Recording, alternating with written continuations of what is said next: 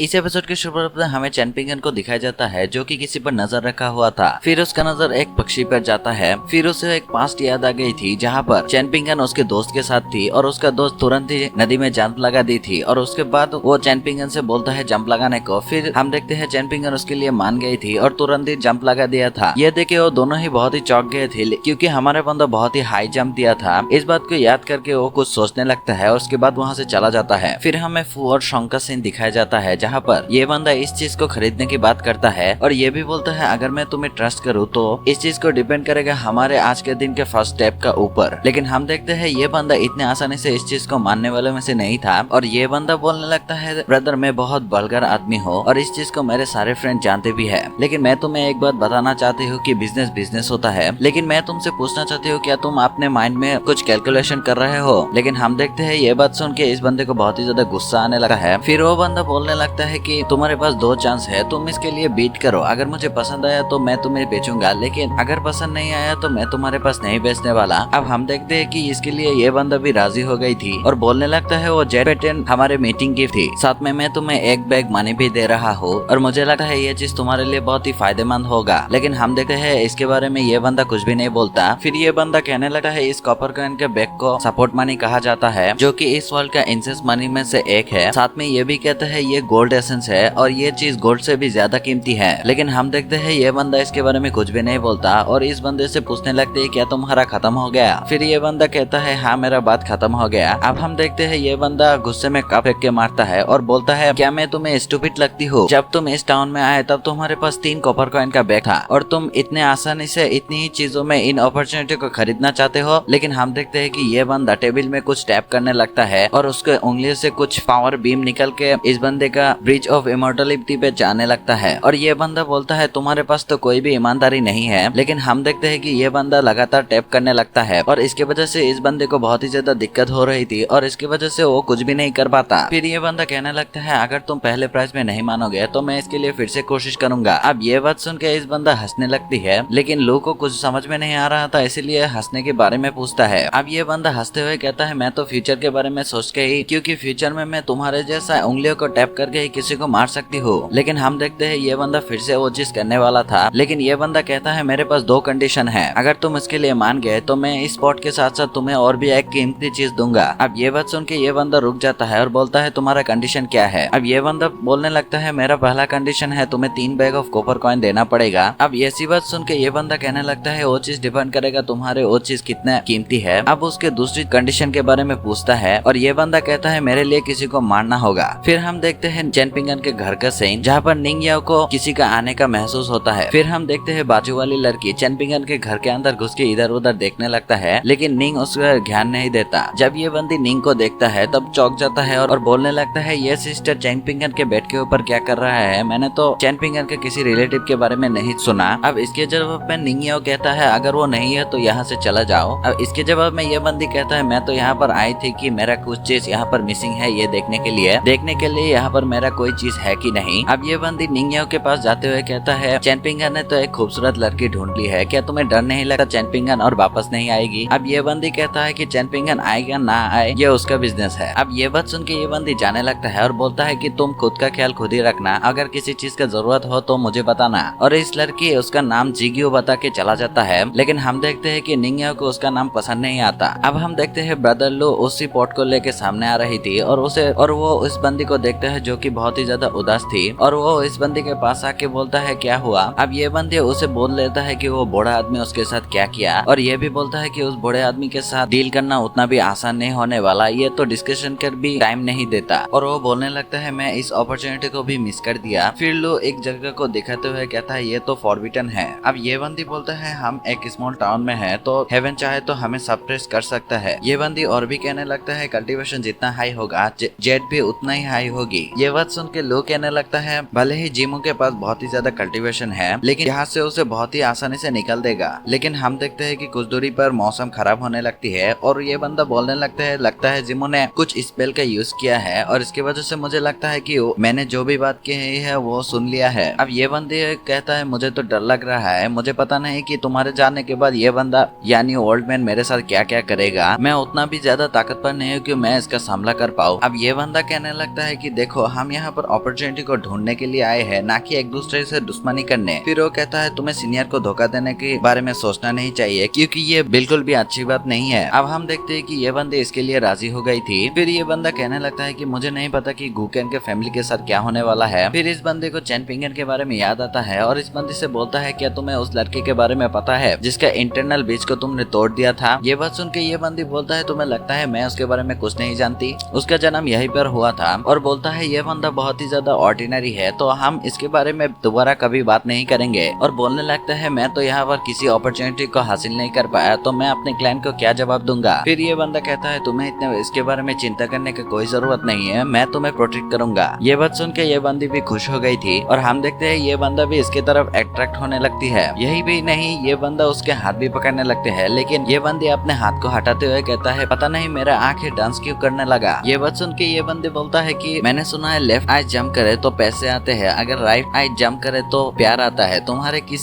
आंखें जंप कर रहा है। ये बात सुन के ये बंदी आगे जाने लगता है और ये बंदा कहने लगता है अरे गुस्सा मत हो, ये तो एक ऑर्डिनरी पर्सन का कहावत है। अब ये बंदी पीछे मुड़ते हुए कहता है क्या तुम्हें किसी लड़की ने चीट किया है। अब हम देखते हैं ये बात सुन के इस बंदे का इंटरनल ब्रिज में कुछ होने लगता है और इसकी वजह से इस बंदे को बहुत ही ज्यादा गुस्सा आ गई थी और बोलता है इसकी भैंस की, जो भी मेरे मुठ के साथ खेलने की कोशिश करेगा उसे मैं मार डालूंगा। अब ये बंदा इस लड़की को मारने के लिए आगे बढ़ने ही लगता है। यहाँ पर हम देखते हैं कि हमारा बंदा वहाँ पर ही था और बहुत देर से इनका पीछा कर रहा था, फिर वो वहाँ से चला जाता है। यहाँ पर हम देखते हैं कि यह बंदा आगे बढ़ रही थी और बोलने लगता है मैं बहुत खुश हूँ क्योंकि मैं आज तुम्हारे अंदर का एंटरटेनमेंट को खत्म करने वाला हूँ। ये बोल के उसके ऊपर अटैक करने ही वाला होता है, लेकिन हमारा बंदा यानी चैन पिंगन बहुत ही तेजी से आके उस बंदी के आर पार हो जाते हैं और हम देखते हैं कि उस बंदी का गला काट जाता है और थोड़ी ही देर में वो बंदी वहाँ पर लेट के मर जाता है। पर इस बात का पता इस बूढ़े आदमी को भी पता चल जाता है। अब गुकेन के माँ इसके बारे में पूछने लगता है और ये बंदा बोलता है कि मैंने चैन पिंगन के ऊपर एक स्पेल क्रिएट की थी ताकि वो और काई एक दूसरे का दुश्मन बन जाए और चैन पिंगन मर जाए, लेकिन यहाँ पर मुझे दिखाई देता है कि चैन पिंगन ने उस लड़की को खुद ही मार दिया है। अब ये बात सुन के गुकेन के माँ की भी परेशानी आ जाती है। अब ये बूढ़ा आदमी कहने लगता है कि लेकिन मैं इसके लिए भी सेकंड प्लान बना के रखा हूँ। अब ये बात सुन के गुकेन का माँ कहने लगता है गुकेन तो आपका डिसेबल बन गया है, तो आप चैन पिंगन को जाने दीजिए। ये बात सुन के ये बूढ़ा आदमी गुस्सा हो जाता है और बोलता है कि तुम्हारे अंदर इतना दिल था तो तुम इसके लिए राजी क्यों हुए। लेकिन यहाँ पर हम देखते हैं चैन पिंगन के बारे में इस बूढ़े आदमी को कोई भी चिंता नहीं होता और वो बोलने लगता है गुकेन को इस ट्रायल को पास करना होगा, अगर नहीं कर पाया तो बाद में उसके प्रैक्टिस में प्रॉब्लम हो सकती है। हम देखते हैं कि गुकेन को एक मॉन्स्टर ने एक जगह पर पटक दी थी और वहाँ पर वही सिटी क्रिएट होने लगता है और वहाँ पर हम देखते हैं कि गुकेन के मम्मी को कुछ लोग बुली कर रहे होते हैं, लेकिन गुकेन उनको कुछ भी नहीं कर पाता। फिर हम देखते हैं कि चैन पिंगन वहाँ पर आके गुकेन के मम्मी को बचाने लगता है। वहाँ ये देख के गुकेन के आंखों में आंसू आ गई थी और वो आंसू जब भी जमीन में पड़ा था तो जमीन में ब्लैक पावर एक्टिवेट हो गई थी और गुकेन के सामने वही सी मॉन्स्टर आ गई थी। अब गुकेन उस सी मॉन्स्टर से कहता है मेरे मम्मी और चैन पिंगन को वापस करो और बिना डरे उस सी मॉन्स्टर पे हमला कर देते हैं और हम देखते हैं कि यहाँ पर सी मॉन्स्टर वही छोटे गोल्डन फिश में कन्वर्ट हो गई थी और हम देखते हैं कि बाद में उसी सी मॉन्स्टर उसके पीछे करने लगता है और पीछे करते करते उसे एक जगह पर पटक दी थी और यहाँ पर हम देखते हैं कि चैन पिंगन उस बंदे के सामने थी और वो बंदा चैन पिंगन से कहने लगता है तुमने उसे क्यों मारा, तुमने तो उसे कुछ करने का मौका भी नहीं दिया, तुम एक बंदे को कैसे इतने क्लेमली मार सकते हो। यहाँ पर चैन पिंगन उस बंदे से भी लड़ने के लिए तैयार था और वो बंदा कहने लगता है कि तुम जानते हो मौत के बदला मौत से लिया जाता है। ये बात सुन के चैन पिंगन कहने लगता है मैं भी आके पढ़ सकता हूँ और तुम्हें देख के लग रहा था तुम भी इस बंदे को मारने ही वाले थे। ये बात सुन के ये बंदा हंसने लगता है और बोलता है इंटरेस्टिंग, वैसे मैं तो तुम्हें मारने नहीं वाला, लेकिन अगर मैं तुम्हें नहीं मारा तो ये मेरे क्लैन के लिए एक बेइज्जती हो जाएगी। और बोलने लगता है कि तुम दूसरे ऑर्डिनरी पर्सन से थोड़ा सा अलग हो। ये बोल के उस बंदे ने वही फिंगर वाला अटैक का यूज किया है और इसकी वजह से हम देखते हैं कि चैन पिंगन को बहुत ही ज्यादा तकलीफ होने लगता है और उसके मुंह से खून भी निकल आई थी। अब ये बंदा तुरंत ही चैन पिंगन के सामने आ गई थी और उससे वही फिंगर वाला अटैक करने लगता है, लेकिन चैन पिंगन जैसे तैसे वहां से बच गया था और उस अटैक से बचते हुए उसके सामने आके उससे लड़ने लगता है, लेकिन ये बंदा चैन पिंगन के हर एक अटैक को डॉज करते